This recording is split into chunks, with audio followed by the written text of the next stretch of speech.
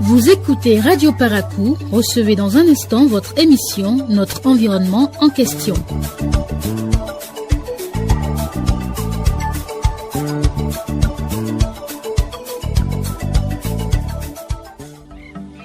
Notre environnement en question.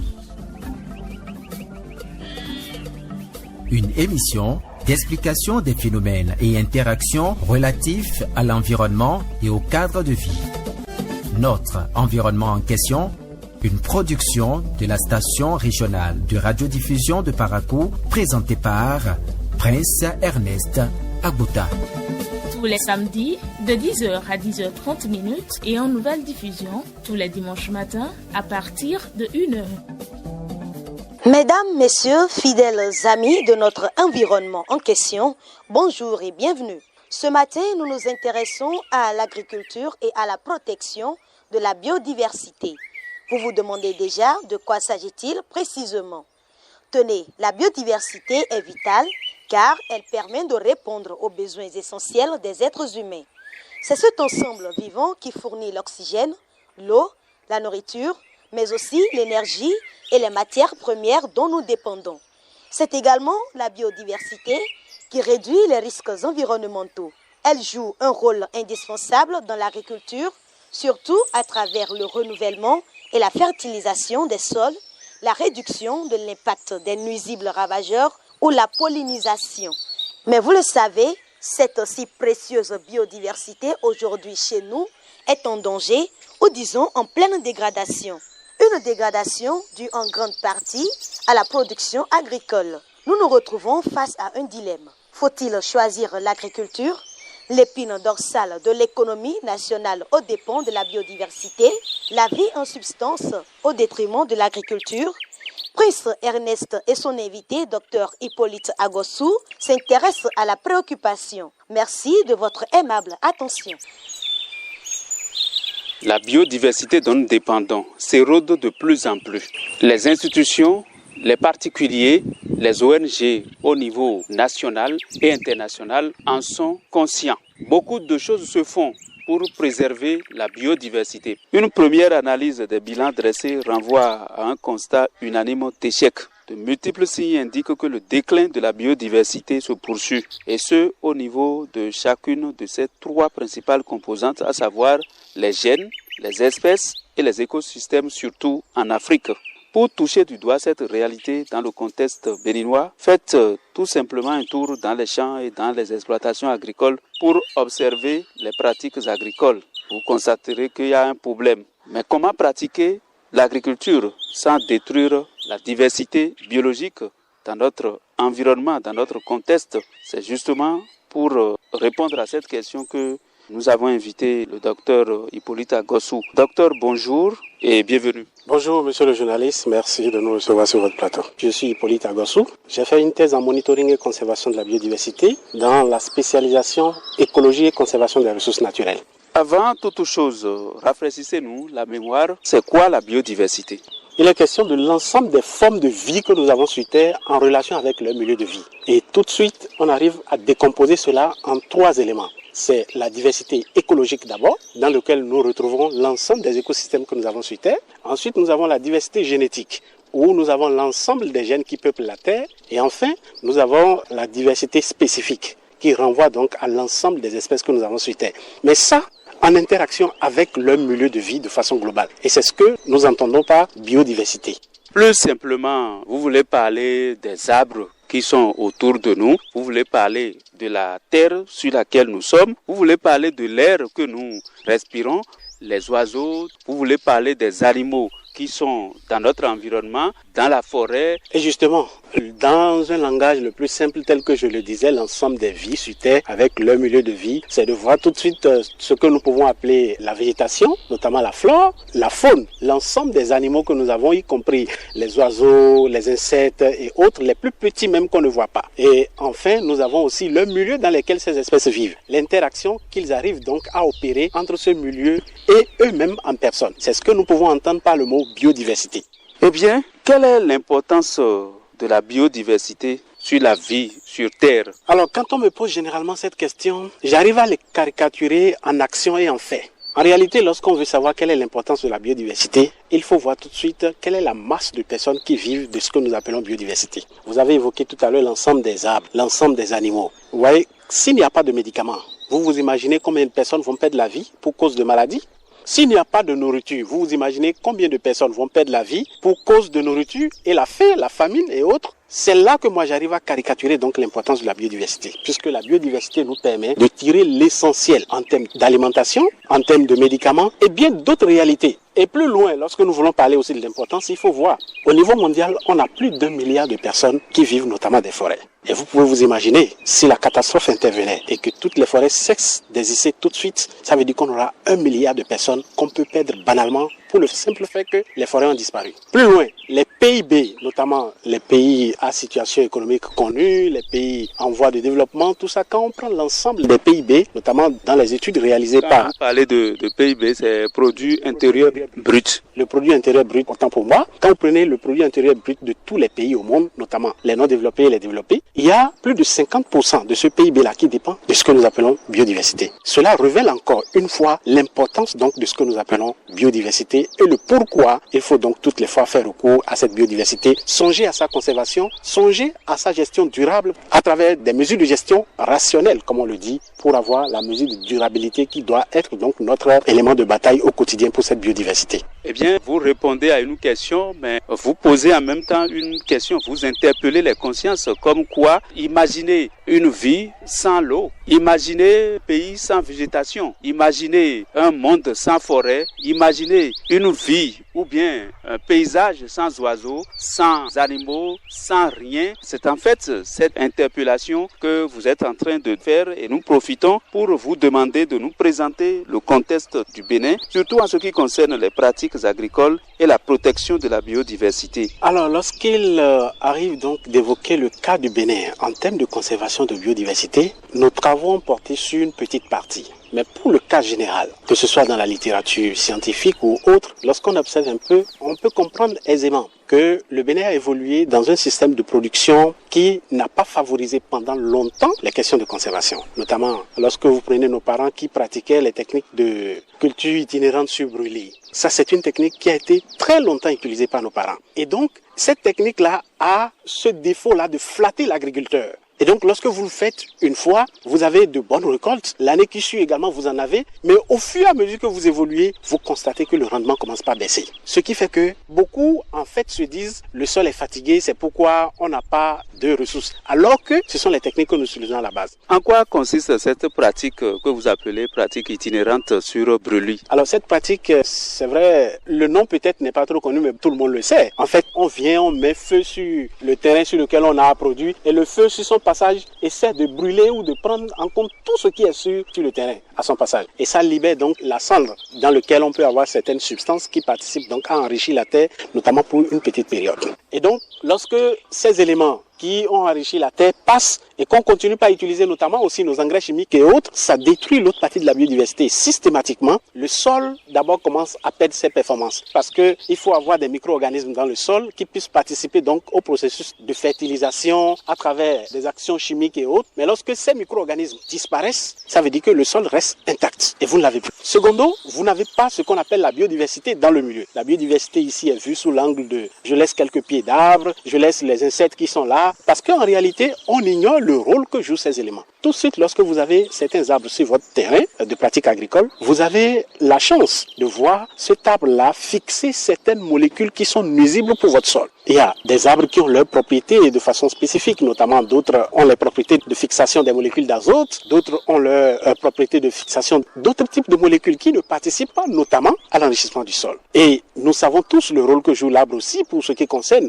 la vie sur Terre. En termes de séquestration de dioxyde de carbone, il garde donc le carbone et libère le dioxygène, qui est donc vital pour l'homme. Ensuite, les insectes que nous avons dans le milieu agricole, ils participent notamment à ce que nous appelons la pollinisation. Sans pollinisation, on n'a pas de rendement. Et les rendements sont autant plus élevés que la pollinisation est donc intense. Et donc, ça veut dire que tout ce que nous voyons donc dans le milieu agricole ou dans le milieu naturel a un rôle à jouer dans le milieu. Il va falloir donc savoir comment pouvoir concilier ces différents éléments-là pour profiter au maximum donc de la nature qui est déjà un don de façon gratis que nous avons et il suffit juste de l'entretenir. Et plus loin, Dans le contexte béninois, lorsqu'on finit de pratiquer la technique de pratique itinérante sur brûlis, il y a que nous avons cette manière-là d'utiliser beaucoup d'engrais chimiques. Alors que sur la terre ou sur un sol où vous produisez, il peut avoir des spécificités sur un sol. Peut-être que vous êtes sur un sol dont la pente est légèrement élevée, ou vous êtes même sur un sol qui n'est pas du tout pentu.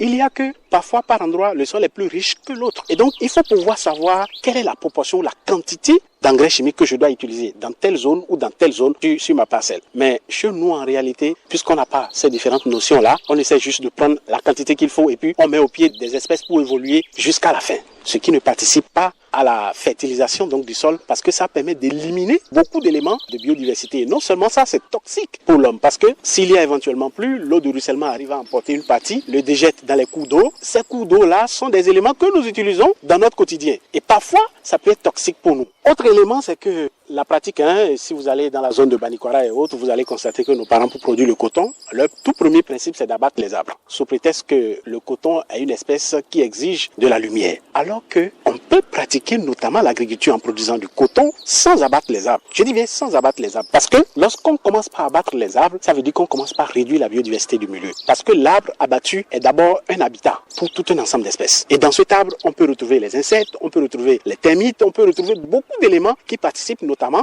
au rendement en enrichissant le sol ou en favorisant donc ce que nous faisons comme culture. Et dans ce contexte-là, on peut réaliser par exemple les éclaircies pour permettre à la lumière de pouvoir pénétrer le terrain, histoire de pouvoir permettre à la culture, si elle est donc une culture qui exige la lumière, de pouvoir bénéficier de l'énergie solaire. Et autre chose, dans les principes législatifs d'ailleurs du Bénin, il est dit que vous ne devez pas abattre les arbres. Sur une proportion d'hectares, il y a un minimum d'arbres à laisser, notamment entre 25 et 30 sur un hectare. Dans le code forestier, c'est bien stipulé de façon claire. Mais la pratique a fait qu'au fil des temps, on est arrivé à oublier pratiquement cet article du code forestier qui nous permet de pouvoir conserver la biodiversité dans le milieu agricole. Et quand on finit d'abattre même les arbres, parfois les souches d'arbres que nous laissons même dans le milieu agricole jouent aussi des rôles importants, ce que nous ne savons peut-être pas. Si c'est une pratique agricole beaucoup plus machinisée ou mécanique, on a envie de venir couper ces souches-là parce que les souches en réalité empêchent la machine d'évoluer dans la procédure de tracer des billons et autres. Lorsque vous laissez des souches d'arbres sur votre terrain d'arbres, un des tout premiers éléments, c'est que, tel que je le disais tout à l'heure, ça sert non seulement de biodiversité,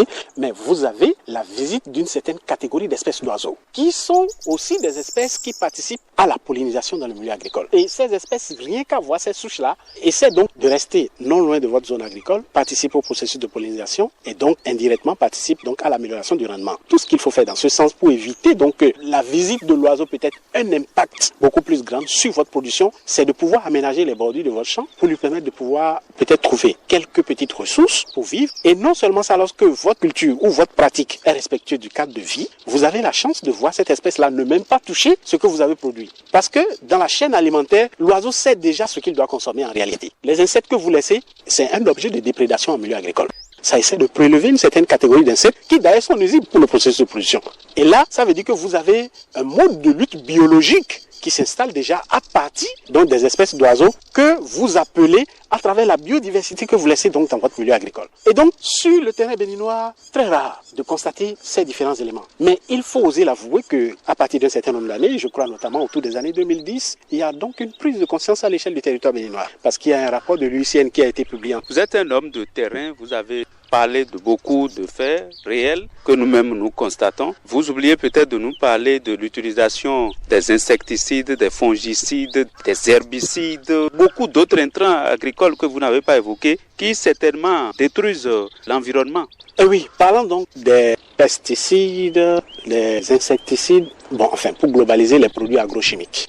Ces différents éléments ont de très grands impacts en termes de réduction de rendement, ce que nous ne savons pas généralement parce qu'on pense que c'est en utilisant les produits agrochimiques que nous avons un grand rendement. Toute chose flatteur, lorsque vous commencez par l'utiliser tel que je l'ai dit tout à l'heure avec la pratique de culture itinérante sur brûlis, c'est la même chose. Tout de suite, ça peut amplifier. Mais au fil des temps, lorsqu'on verse d'abord de l'engrais sur un terrain, il faut que cet engrais-là se dégrade. Et cette dégradation est activée par une procédure, chimiquement parlant. Et donc, dans ce processus, vous avez l'intervention donc de la biodiversité du sol qui intervient. Lorsque cette biodiversité n'existe plus, vous comprenez donc que la dégradation sera d'abord lente. Ensuite, au-delà de la lenteur, c'est que sa réaction ne viendra pas au moment où la plante en a besoin. Et là, il n'y a plus, vous ne tirez plus profit. Et lorsque vous utilisez par exemple les insecticides, c'est que vous éliminez l'ensemble des insectes que vous avez dans le milieu. Et ça, c'est très mortel pour votre système de production parce que, je disais tout à l'heure, lorsque les oiseaux visitent donc le système de production agricole, ils peuvent ne pas toucher ce que vous avez produit comme culture si déjà il a les ressources qu'il lui faut pour se nourrir. Parce que en prélevant ces insectes-là, qui sont parfois donc dangereux pour la production agricole, lui,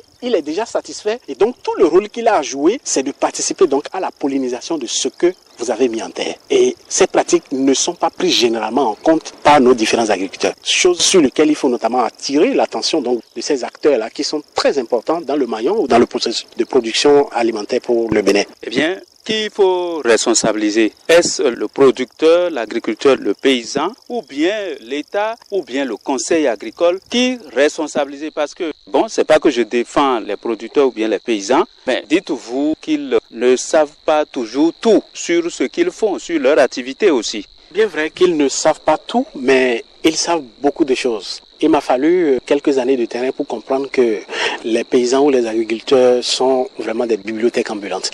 J'ai eu le temps de collaborer avec eux et à travers certaines informations que j'ai pu tirer, j'ai compris qu'ils ont l'information, mais ils ont juste besoin qu'on active cette information-là à leur niveau pour qu'ils puissent mettre ça en pratique. Et en termes de responsabilisation, toutes les études qui ont lieu ces dernières années n'ont pas indexé de façon directe un acteur de façon spécifique. Mais la responsabilité de chacun de nous est engagée. Déjà, en qualité de scientifique dans le domaine, notre rôle, c'est d'aller activer auprès de l'agriculteur cette fonction-là de pouvoir dire, voilà, quand on fait ceci, c'est ceci. L'agriculteur te dira, oui, les parents avaient l'habitude de le faire. Et voilà comment ils le font. Et vous découvrez les solutions vraiment naturelles que les parents utilisaient à travers peut-être des choses que vous avez lues dans la littérature. Par ailleurs, dans ces études, il est dit qu'on a, jusqu'à preuve de contraire, 2 méthodes pour pouvoir donc continuer à compter sur la biodiversité dans le processus de production. C'est ce que nous appelons en anglais notamment land sparring et le land sharing. Quand je reviens en français, le land sparring c'est le partage des terres, land sharing c'est partage des terres, land sparring c'est la séparation des terres. Qu'est-ce qu'on veut dire par là concrètement? Pour la séparation des terres, il est envisagé que l'État central, ou du moins les responsables étatiques, puissent penser à la création de grands sanctuaires de conservation, dans lesquels on peut avoir une représentation de toutes les espèces ou de toutes les formes de vie que nous avons sur Terre, ce qui quasiment se révèle être impossible. Et d'ailleurs, c'est ce que nous avons fait depuis les indépendances jusqu'à nos jours. Et ça a commencé déjà par montrer ses limites. On a créé le parc Pendjari avec les colons, on a créé le parc W, on a créé beaucoup d'autres aires de conservation. Mais vous devez pouvoir constater avec moi déjà que beaucoup aussi sont en train de disparaître parce qu'il y a la pression démographique qui pèse donc sur ces différents éléments-là. On a besoin de terres arables, on a besoin de terres plus fertiles et donc on met la pression sur ces zones de conservation et on a envie d'aller emblaver donc des superficies. Et il y a même beaucoup de conflits sur cet angle-là parce que le forestier qui est désigné pour conserver ou bien pour préserver ces zones-là se retrouve en conflit avec les agriculteurs. Et donc, ça pose déjà un problème. Et le land sparring, donc, notamment dans les différentes études, ont montré aussi, donc, leurs limites, telles que je le disais.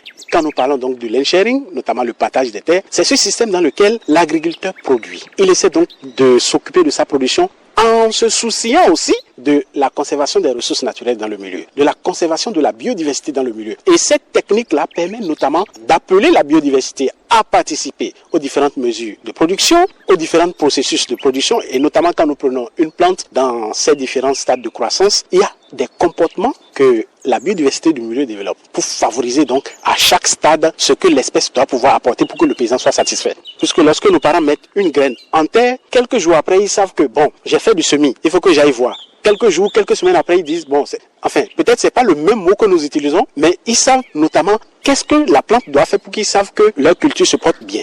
Et donc, c'est la biodiversité qui déclenche ces comportements-là chez la plante. Et lorsque nous pratiquons donc le land sharing, qui est le système de partage des terres, ça permet donc de pouvoir associer les deux. La biodiversité donc et les systèmes de production deviennent donc amicales sur le même territoire, sur la même proportion de superficie. Et ça permet donc de pouvoir activer le rendement et lui donner donc toutes les chances possibles pour avoir le maximum possible en termes de production.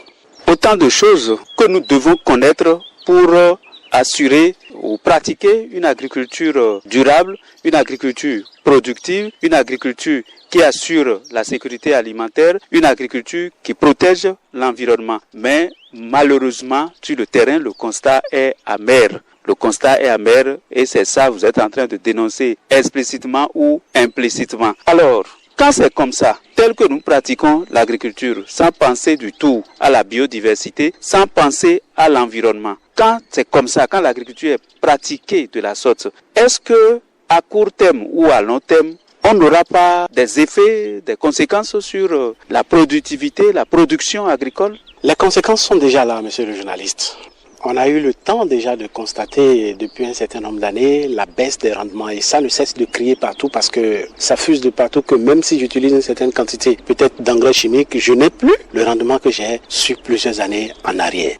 Et ce n'est même plus à attendre, les conséquences sont là. Ce qu'il faut juste faire en l'état, c'est de pouvoir revoir sa copie. Ça suppose donc faire recours donc aux solutions basées sur la nature. Et d'ailleurs, ce qui est promu, vous avez parlé notamment de la COP 15 de décembre 2022. Dans cette COP, on a axé les 80% de discussions sur les solutions basées sur la nature. Ces solutions basées sur la nature qui se révèlent aujourd'hui comme le dernier recours pour donc les agriculteurs, pour pouvoir donc retrouver leur lettre de noblesse, parce que notamment si on ne le fait pas, on risque d'ici quelques années d'assister à la catastrophe. Et vous savez autant que moi que les pratiques agricoles aujourd'hui sont sous de très grandes menaces, notamment les changements climatiques. On n'a plus la maîtrise donc de la notion de l'eau, la maîtrise des pluies, on ne sait plus quand est-ce que les premières pluies commencent. Et ça fait que même les modèles que nous sortons de nos laboratoires, quelquefois, ne permettent pas de rassurer l'agriculteur.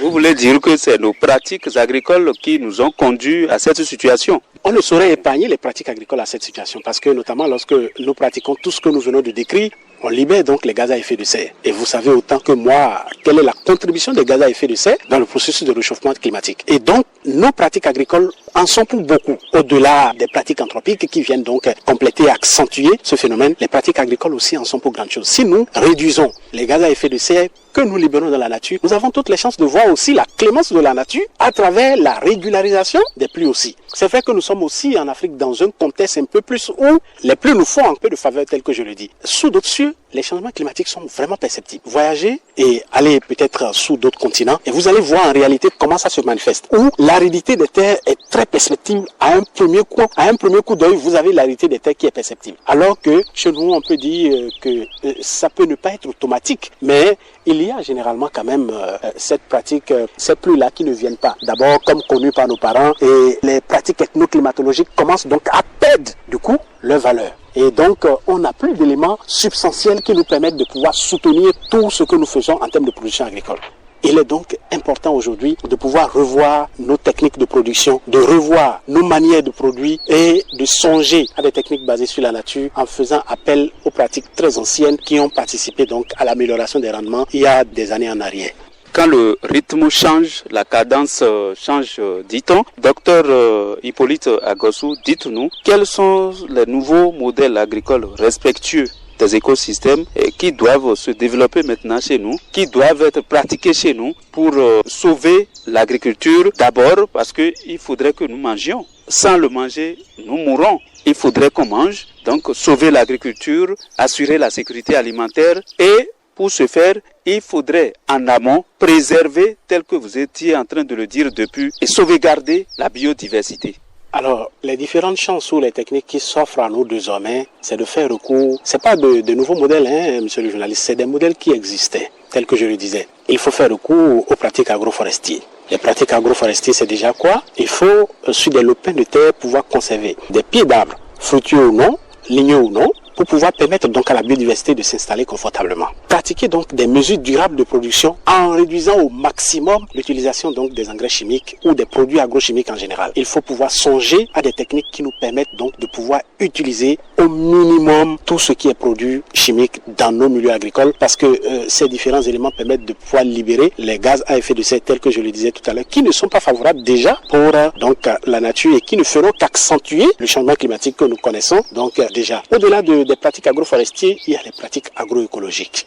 Les pratiques agroécologiques, cela se résume donc à la non-utilisation donc des produits agrochimiques de façon complète et à la conservation donc de la biodiversité dans le milieu agricole, ce qui fait partie donc de ma spécialité. Et dans ce cas de figure, j'ai essayé donc de voir un peu, lorsqu'on conserve beaucoup plus les oiseaux en milieu agricole, quel peut être l'impact de cette conservation dans le milieu agricole. Et notamment, j'ai étudié le comportement donc de ces oiseaux-là au niveau des différents stades végétatifs des cultures.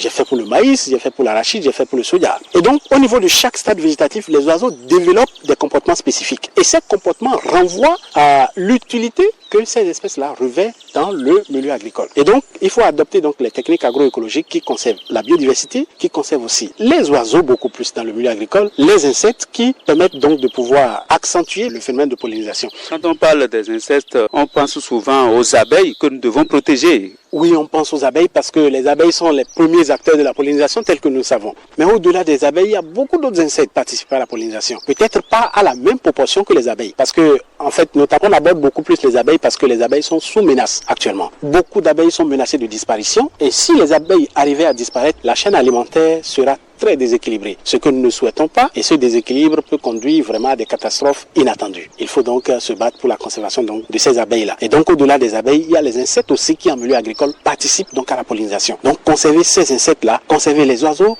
ça dit nous allons instaurer directement des méthodes de lutte biologique qui ne font pas appel aux insecticides pour éliminer les insectes, mais beaucoup plus les insectes vont s'éliminer d'eux-mêmes dans la chaîne alimentaire avec leurs prédateurs. Et ça permettra donc de pouvoir activer tout le processus biologique donc de production pour améliorer donc les rendements qui est notre souhait le plus attendu dans le processus de production. Vous parlez des pratiques agroécologiques. Nous en avons plusieurs fois parlé dans notre environnement en question, mais de façon formelle et de façon officielle au Bénin, je n'ai jamais entendu parler de ça. Les autorités n'en font pas la promotion. D'ailleurs, ils n'en parlent pas de sensibilisation autour, pas d'émission partenariale autour de cette pratique, de cette bonne pratique ancestrale. Parce que vous avez dit que ce n'est pas importé, c'est une pratique que nous avons héritée de nos parents, de nos grands-parents, que nous ne promouvons pas. L'État n'en parle pas et ça n'a pas d'intérêt. Dans ce sens, qu'avez-vous à dire aux autorités et au public qui nous écoute pour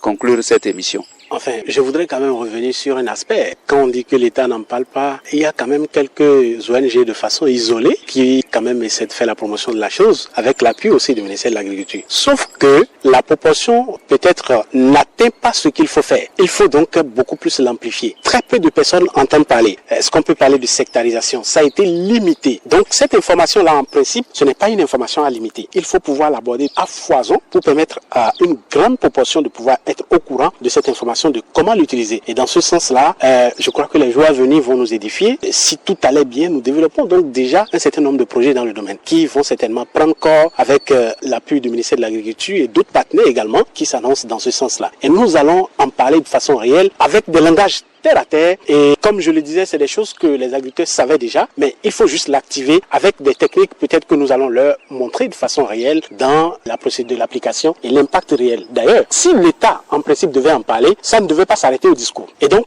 au-delà du discours, il faut installer des sites de démonstration pour permettre donc à l'agriculteur de pouvoir voir de façon réelle qu'est-ce qu'on est en train de dire à travers le discours. Voilà l'illustration de façon réelle. Et à travers l'illustration, on peut mieux prendre conscience en voyant la chose se manifester que de l'entendre à travers. Vous allez entendre dans beaucoup de discours adopter les pratiques agroécologiques. Il ne suffit pas de dire d'adopter, mais il faut montrer en fait aux gens comment est-ce que ces pratiques-là doivent être donc adoptées, doivent être appliquées pour avoir donc le maximum à travers tout ce qui est technique de sensibilisation développée par le ministère de l'Agriculture, par les ONG et autres. Docteur Hippolyte Agossou, nous sommes à la fin de cette émission. Représentez-vous? On m'appelle Hippolyte Agossou. J'ai fait une thèse en monitoring et conservation de la biodiversité dans la spécialité écologie et conservation des ressources naturelles. Et donc j'ai travaillé de façon réelle sur les impacts de la conservation des oiseaux sur le processus de production en milieu agricole. Eh bien, avec vous, nous avons parlé de comment pratiquer l'agriculture, comment assurer la production agricole sans détruire la biodiversité. L'analyse des systèmes de production et des causes de la perte de la biodiversité agricole montre dans la plupart des cas que les systèmes de production actuels sont en inadéquation avec une conservation du potentiel de production.